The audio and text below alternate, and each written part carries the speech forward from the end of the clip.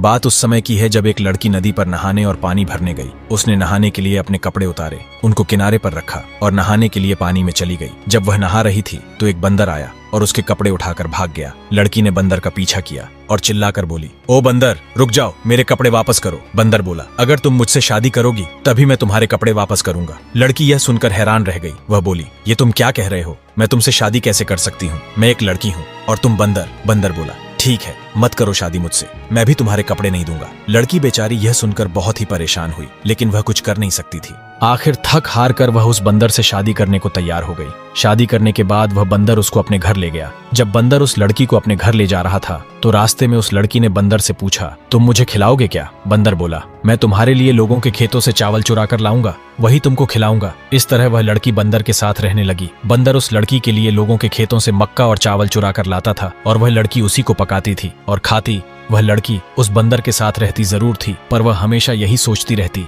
कि किस तरह वह बंदर के घर से भाग जाए। एक दिन जब उसका बंदर पति बाहर गया हुआ था तो उसने उसकी बूढ़ी माँ को, जो कि उसी घर में रहती थी, उसे मार दिया। उसने उसकी बूढ़ी माँ की खाल निकाल ली और खुद उस खाल को पहनकर बैठ गई। जब बंदर घर वापस आया तो उसने माँ को देखकर उससे पूछा, माँ, मेरी पत्नी कहाँ है? लेकिन उसकी पत्नी जो उसकी माँ बनी बैठी थी। माँ बोली, बेटा, मुझे क्या मालूम तेरी पत्नी कहाँ है, कहीं भाग गई होगी। यह सुनकर बंदर पति बहुत गुस्सा हुआ और बोला, तुमको नहीं पता कि मेरी पत्नी कहाँ भाग गई? अच्छा तो यह है कि तुम भी भाग जाओ। और उसने उसको डंडे से कई बार पीटा। लड़की यह सुनकर बहुत खुश हुई और बोली, ठीक है, यदि तुम मुझे इस घर में नहीं देखना चाहते तो मैं अभी इस घर से चली जाती हूँ। और यह कहकर वह लड़की जितनी तेज भाग सकती थी उतनी तेज वहां से भाग गई। भागते भागते वह अपने भाइयों के घर आ पहुंची और सारा हाल उसने अपने भाइयों को बताया। यह सब सुनकर उसके भाई भी बहुत गुस्सा हुए और बहन के बंदर पति को अपनी बंदूक से गोली मारने चल दिए, पर वह बंदर पति उनको कहीं मिला ही नहीं, तो वे उसको बिना मारे ही वापस लौट आए। कुछ दिनों बाद उस लड़की के एक बच्चा हुआ। अब था तो वह बंदर का बच्चा ही,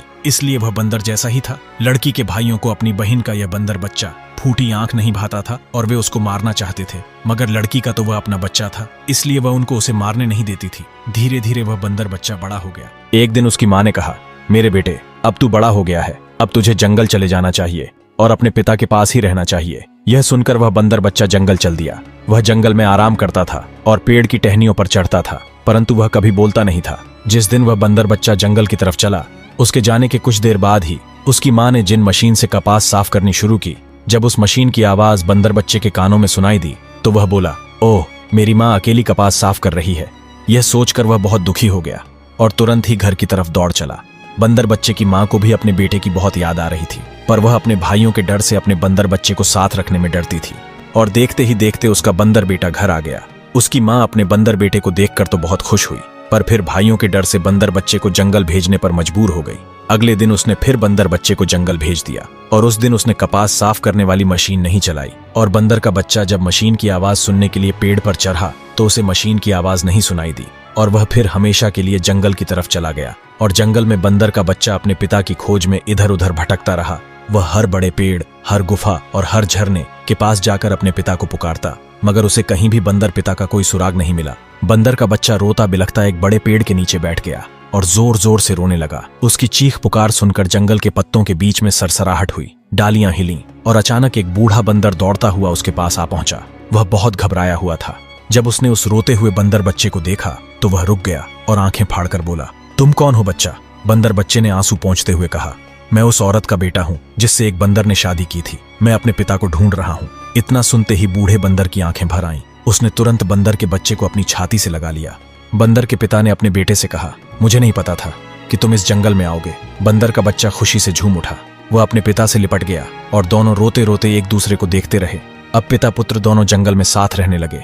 हर रात वे पेड़ों की शाखाओं पर बने अपने घोंसले नुमा घर में सोते और सुबह होते ही जंगल में खाना बनाने के लिए लकड़ियां इकट्ठी करने निकल जाते। एक सुबह जब सूरज की पहली किरणें पेड़ों की ऊंचाई से जंगल में झांक रही थीं और बंदर पिता ने अपने बेटे को आदेश देते हुए कहा, बेटा, आज तुम जंगल से लकड़ियां लाने जाओ ताकि हम भोजन बना सकें। बेटे ने पिता की बात मानी और उत्साहपूर्वक लकड़ियां लाने जंगल की ओर चल पड़ा। बंदर बच्चे ने पेड़ों से गिरी हुई कई लकड़ियां इकट्ठी कर लीं। तभी उसकी नजर सामने पड़े लकड़ियों के एक बड़े ढेर पर पड़ी। बंदर बच्चे ने सोचा, अगर मैं यह सारी लकड़ियां ले जाऊं तो हमें कई दिनों तक लकड़ी इकट्ठा करने की जरूरत नहीं पड़ेगी। लेकिन उसे यह नहीं पता था कि यह लकड़ियों का ढेर एक जाल के ऊपर रखा हुआ है। पीपल के घने पत्तों के बीच डाल पर बैठा शिकारी नीचे का तमाशा देख रहा था। जैसे ही बंदर ने लकड़ियों के ढेर को हटाने की कोशिश की, जमीन अचानक धंस गई और वह सीधा जाल में फंसकर गहरे गड्ढे में जा गिरा। बंदर के बच्चे को जाल में फंसा देख शिकारी ने सोचा, इसे मैं पिंजरे में डालकर शहर ले जाऊंगा और अच्छा मोलभाव करूंगा। समय बीतता गया, लेकिन जब बंदर बच्चा घर नहीं लौटा तो उसके पिता को चिंता होने लगी और बंदर बच्चे के पिता ने जंगल में जाकर अपने बेटे को खोजने का निश्चय किया और अपने बंदर बच्चे को खोजने के लिए जंगल की ओर निकल पड़ा। और बंदर के पिता जंगल में चारों ओर अपने बेटे को आवाज लगाते हुए आगे की ओर बढ़ रहा था। तभी अचानक बंदर का पिता जब एक गड्ढे के पास पहुंचा तो उसने देखा कि उसका बेटा एक गड्ढे के अंदर जाल में बुरी तरह फंसा हुआ है और शिकारी को उसके पास बैठा हुआ पाया। बंदर पिता यह सब देखकर आग बबूला हो उठा और बंदर के पिता ने शिकारी को चेतावनी दी, अगर तुमने मेरे बेटे को नुकसान पहुंचाने की कोशिश की तो देख लेना अच्छा नहीं होगा। शिकारी हंसते हुए बोला, बूढ़े बंदर, तुम मेरा क्या बिगाड़ सकते हो?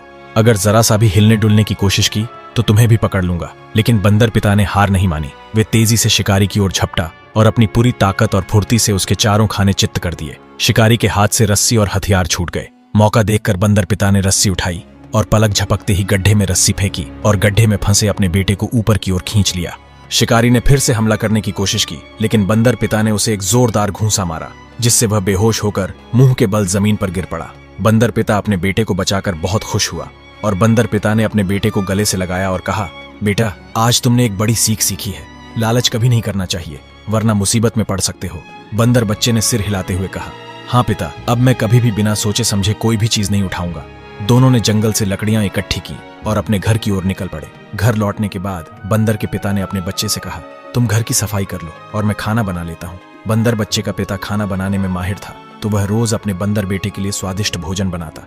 धीरे धीरे दोनों ने मिलकर जंगल में अपना एक सुंदर सा घर बना लिया और वहां शांति से रहने लगे। एक दिन बंदर का बेटा जब एक ऊंचे पेड़ की डाल पर बैठा था, उसे अचानक अपनी माँ की याद आई और वह जोर जोर से रोने लगा। उसे वे दिन याद आए जब वह अपनी माँ की गोद में खेलता था और उसे अपने 4 मामा भी याद आए जिन्होंने कभी उसे अपनाया नहीं और हमेशा मुझे मारने की फिराक में रहे। बंदर का बेटा सोच में डूब गया कि क्या गांव में मेरी माँ अब भी मेरे बारे में सोचती होगी, क्या अब भी वह अकेली कपास की मशीन चलाती होगी। यह सब सोचते सोचते उसने निर्णय किया कि वह अपनी माँ को देखने जाएगा। अगले दिन तड़के अपने बंदर पिता को बिना बताए ही वह गांव की ओर चल पड़ा। वह गांव की सीमा तक पहुंचा ही था, लेकिन बंदर के बेटे ने दूर से ही देखा कि उसकी माँ कपास साफ करने की मशीन चला रही थी। अचानक उसकी माँ का हाथ मशीन में फंस गया। बंदर का बेटा देखकर वह खुद को रोक नहीं सका और तुरंत अपनी माँ की ओर दौड़ पड़ा। बंदर बेटे ने जोर से आवाज लगाई, माँ, माँ। उसकी माँ ने जब बंदर बेटे की आवाज सुनी तो वह चौंक गई। पहले तो उसे विश्वास नहीं हुआ कि उसका बेटा सामने से दौड़ता हुआ आ रहा है, लेकिन जब बंदर की माँ ने अपने बेटे को पास आकर देखा तो माँ के आंसू छलक पड़े। बंदर की माँ ने कहा, बेटा तू आ गया। बंदर के बेटे ने कहा, माँ, मैं हमेशा तेरे पास रहना चाहता हूँ, लेकिन यह खुशी ज्यादा देर टिक न सकी।